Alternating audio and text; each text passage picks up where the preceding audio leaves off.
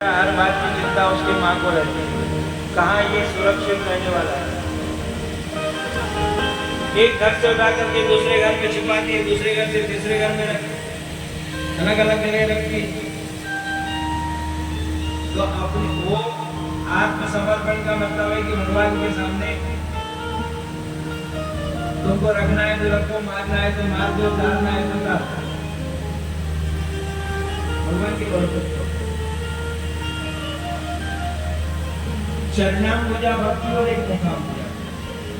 जब हम मंदिर में दर्शन करने जाते हैं तो पहले चरणों का दर्शन करते हैं। सबका अलग अलग भाव। कोई पहले चरणों का दर्शन करता है, फिर धीरे धीरे धीरे धीरे मुखारविंद की ओर जाता है।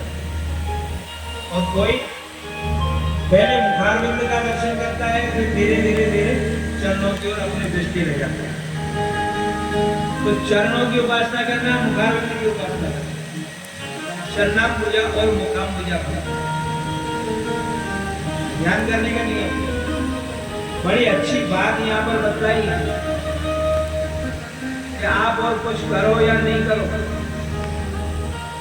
भगवान की इस भक्ति में संचिन्तये भगवतश्चरणारविन्दम् वज्राङ्कुशध्वज सरोज्ज्वलाञ्छनाढ्यम् उत्तुङ्गरक्तविलसन्नखचक्रवाला ज्योत्स्नाभिराहतमहायदया।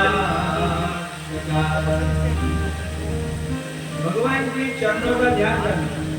चरण कैसे हैं? ये ऊपर वाला जो हिस्सा है वो तलवे का ध्यान।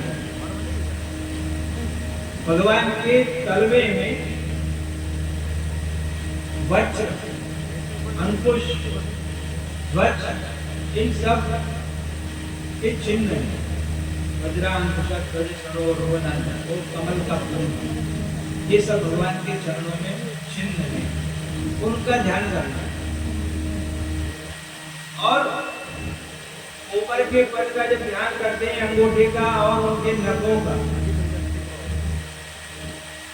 तो उस समय में ये ध्यान करो कि भगवान के नख से ज्योति निकल रही है, प्रकाश निकल रहा है और वो हमारे अंतःकरण में उसकी रोशनी पड़ रही है। ये ध्यान करने की बात। कैसे ध्यान करना है? किसी भी स्थिति में रहो, सवेरे सवेरे उठ करके पहले भगवान का ध्यान, 5 मिनट बिस्तर में बैठे रहो, वहीं बैठ करके और भगवान का ध्यान। उसके बाद दूसरा काम शुरू करो। भगवान के चरणों का ध्यान, उनके नखमणि का ध्यान, फिर उनके घुटनों का ध्यान, गुरु प्रदेश का ध्यान, सब जगह अपनी दृष्टि रहेगी। जैसा भगवान ने वस्त्र पहन रखा है, इस प्रकार का भगवान का श्रृंगार है। भगवान के हाथ में शंख चक्र गदा पद्म है, उनका ध्यान करना। फिर भगवान के मुखारविंद का दर्शन करना। बहुत बड़ी भगवान के जो दांत हैं, घंटावली, भगवान मुस्कुरा रहे हैं, ऐसा ध्यान करना। भगवान का रोता हुआ स्वरूप देखा है? टेंशन में देखा है? इसलिए ध्यान किया जाता है भगवान के जैसे स्वरूप का आप चिंतन करो। सवेरे सवेरे उठ करके भगवान के प्रसन्न मुखारविंद का दर्शन करो, उसका ध्यान करो, तो सारा दिन प्रसन्न रहो। और किसी रोते हुए आदमी का ध्यान कर लोगे, सब हंसते हुए आज कहीं को मुंडो देखो। भगवान का भगवान के मुखारविंद का चिंतन करना, भगवान की उस हंसी का ध्यान करना। मंदिर में जाओ तो भी ध्यान रखना, तो भगवान मुस्कुरा रहे हैं तो किस बात से मुस्कुरा रहे हैं, इस बात का विचार करो। मेरी गलती के ऊपर हंस रहे हैं कि मेरी अच्छाई के ऊपर हंस रहे कि बहुत अच्छा है। मंदिर में जाए तो वहां जाके क्या बोलता है? त्वमेव माता पिता त्वमेव बन्धुश्च तथा त्वमेव विद्या द्रविणं त्वमेव सर्वं मम देव। मंदिर में जाते हैं तब भगवान के सामने जाते हैं बोले आप ही मेरे मालिक हो, आप ही सब कुछ हो, मैं आपके भरोसे हूँ, यही बोलते हैं ना। तो वहां से बाहर निकले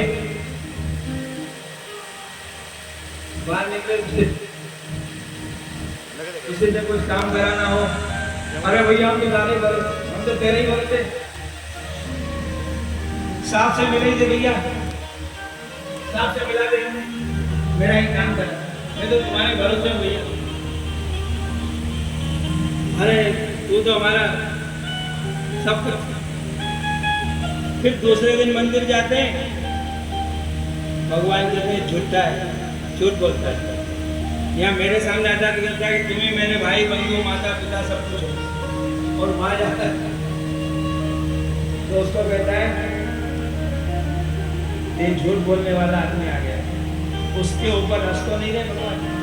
कहीं हम ऐसा तो नहीं कर रहे कि मंदिर में जाते हैं तो कुछ बोलते हैं और बाहर जाते हैं तो कुछ और बोलते हैं। उसके ऊपर विश्वास करना चाहिए, उसके ऊपर अमल करना चाहिए कि वास्तव में ऐसा हम करते हैं कि नहीं। ध्यान की विधि बतलाई, भगवान के श्रृंगार का ध्यान करो और वही स्वरूप का चिंतन हमेशा करते रहना चाहिए। जो मंदिर में दर्शन करते हैं भगवान ने कैसा श्रृंगार किया है, भगवान की आंखें कैसी हैं, वो सब ध्यान करना।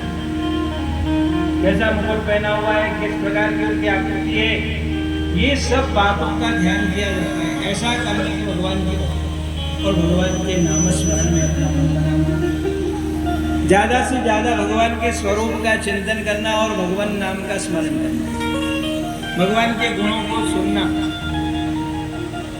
भक्ति की विशेषता बताई, फिर भगवान से बहुत सारे प्रश्न माता ने किए। तो भगवान कहते भैया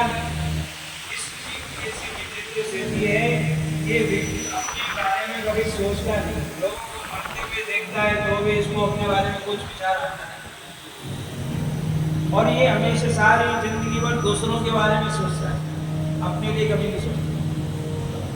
वरना सिर्फ ये जीव 5 जगह तकता है, पंचाग्नि तक। पहले ये बालक के गर्भ में आता है, माते के इसको रहना पड़ता है, बालक के गर्भ में, फिर पृथ्वी के गर्भ में, फिर अन्न के गर्भ में आता है, अन्न में आता है, अन्न से फिर पुरुष के गर्भ में जाता है, पुरुष से फिर माता के गर्भ में जाता है। ऐसे 5 जगह उसको तपना पड़ता है। फिर माता के पेट में रहते हुए धीरे धीरे उसकी आकृति बढ़ती है, उसकी अलग अलग संज्ञाएं होती हैं, और धीरे धीरे जब वो बड़ा होने लगता है अंदर, वो प्यास सबको लगती है। माता के पेट में कुछ कृमि रहते हैं, कीड़े रहते हैं, वहाँ जो जीव है वो उसको कष्ट पहुँचाने, बड़ा कोमल शरीर होता है। माता को कुछ मातुर जठान पाना, जो माँ खाती है पीती है वही उसका भोजन, उससे जो रस निकलता है वो उसको मिलता है। माँ यदि वो मिर्चे खाती है, मसाला खूब खाएगी, जैसा जैसा खाएगी वैसे उस बच्चे को पीड़ा होगी। हमारे यहाँ हैदराबाद से कथा करने वाले आए, मैं दादाजी की ये कथा हुई मंदसौर में, तो बोलते थे कि ऐसी गर्भावस्था में माताओं को बढ़िया बढ़िया खीर, चट्टादार रबड़ी, चट्टादार खीर, ये सब खाना था, उस बच्चे को पीड़ा नहीं होती। अब पिज्जा खाएगा तो बर्गर पिज्जा ये सब खाएंगे, क्या हाल होने वाला।